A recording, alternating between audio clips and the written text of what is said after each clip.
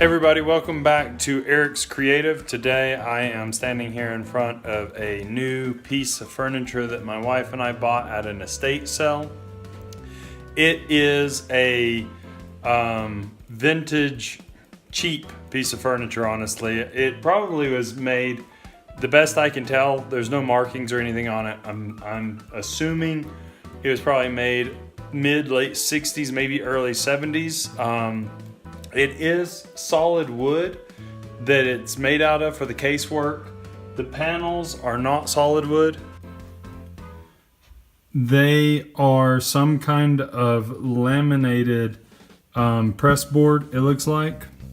But the casework is solid wood with some laminating on it. And what it looks like to me is that this piece is probably poplar with some kind of veneer. That's the best I can tell. The reason I say poplar is because under it and here on the back, it looks very much like poplar grain, and then under the drawer, it looks like poplar as well. This piece is super lightweight. It has a broken leg on this side here in the rear that's got to get fixed. Not ideal for sure. It's got some missing screws that connect the center cabinet case here. And right now we actually don't have it bolted together. It's just pinned through with the screws to kind of keep it in place where it's at. And we just did a test run of where to put it in the house, because originally, even though you see it here as a room divider, it divides our living room from the dining room, we had originally thought about putting it right here on this wall, but with my mom's old Lane cedar hutch over there, and with our faux New Yorker magazine covers up on the wall and the little setup that we like so much over there, it didn't really go well in the room. It just closed it in. It made it look unbalanced. So we were sitting around trying to figure out what to do with this thing and where to put it. And we decided to try it as a room divider, and it's actually going to become my desk where I do all these videos. I edit my Eric's Creative videos and my off-road independent stuff. And it's going to be a bookcase, of course, because my wife has lots of books and we don't have enough space in the house for them. This is not the final setup. It's just a little bit of what we had in mind. It'll be reorganized a little bit, and some of the knickknacks on top may or may not be used. I have some handmade sculptures I made over here that might go up there instead. There's one on the table that I haven't finished yet, and along with that we're gonna paint the case. You might say, that's not ideal because it's wood, why would you paint it? Well, it is wood, as I mentioned, but it does have a veneer on it, and the problem with this veneer is that it was very cheap veneer, it looks like, and it's hard to see in all the places, but it's got a bunch of nicks in the veneer, and I can't really repair them that well, keeping the paint with the wood grain in it. So we'll be pulling all the hardware and we will be painting this unit. We're debating how to paint it right now. We're pretty sure that this color, which is a matte color from Rust-Oleum, it is called Eden.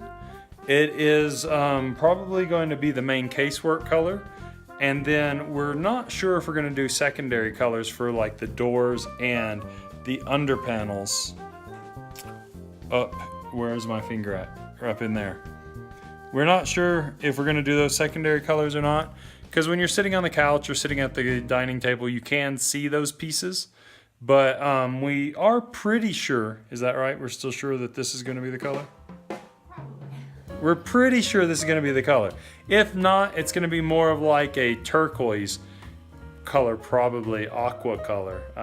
Between those two, turquoise and aqua, because my father-in-law does extremely rad abstract paintings. And this is the one that's over the TV in our living room. The TV is an old Samsung from like early 2000s. I think it's a HD TV, but the highest HD it is 720. So it's not even it's not even worth it. Half the time it turns on without color turning on. It's just old. But it looks good in the house, and that's what it's all about. But he does these rad paintings like you see there, and then you might have seen some of these that I was showing in the background over here, which he did as well. So we're trying to bring the casework of this unit in with that, with those colors that we have. And then we have two old chairs over here that we're trying to make sure everything kind of meets along with. So that's kind of where we're at the moment. And in the next episode, we'll be doing some time lapses of the process work on this to show you guys how it's progressing. Now, I would like to mention that we only paid $15 for this unit. So we're paying more in paint and tape than we paid for the whole unit. So we're taking a chance on it. We don't want to screw it up, but if we do screw it up, it was 15 bucks. We're also, since the legs aren't in good shape, we're looking at tablelegs.com and Amazon to look for some mid-century style legs that we can replace these with. I want them to be about the same height because that height works really well for me to work at the desk area. And that's really cool for me too. So I'll keep you guys informed on how it's going, and I have to make a few little modifications, make a couple of pieces for this, and I'll show you as we go along how that's working out as well. All right, thanks for stopping by and checking out the video. Please don't forget to comment, share, and subscribe. Hope to see you guys in the next video. Thanks, bye.